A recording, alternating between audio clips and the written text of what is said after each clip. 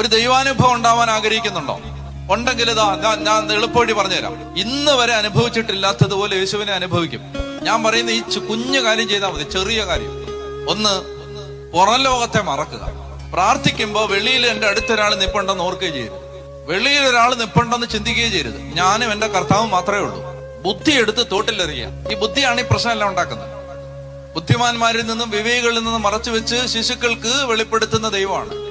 ഒരുപാട് ബുദ്ധിയൊന്നും വേണ്ട, അതങ്ങെടുത്ത് കളഞ്ഞേക്കുക. കർത്താവ് പറയുന്നത് കണ്ണും പൂട്ടി വിശ്വസിക്കുക. എന്നിട്ട് കർത്താവിനോട് പ്രാർത്ഥിക്കുക. പ്രാർത്ഥിക്കുമ്പോ ദൈവാനുഭവം ഉണ്ടാവാൻ പറയുകയാണ്. പ്രാർത്ഥിക്കുമ്പോ അടുത്തൊരാൾ നിപ്പുണ്ടെന്ന് ചിന്തിക്കുകയേ ചെയ്യരുത്. കണ്ണടച്ചോണം. എന്നിട്ട് സ്വതന്ത്രമായിട്ട് അങ്ങ് ആരാധിക്കണം. ദൈവാനുഭവം ഉണ്ടാവണമെങ്കിൽ ശ്രദ്ധിച്ചോളുക, പഞ്ചേന്ദ്രിയങ്ങളെ അടയ്ക്കണം.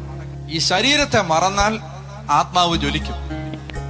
അതുകൊണ്ട് ആരാധിക്കുന്ന സമയത്ത് എല്ലാം മറന്നോണം. ദൈവം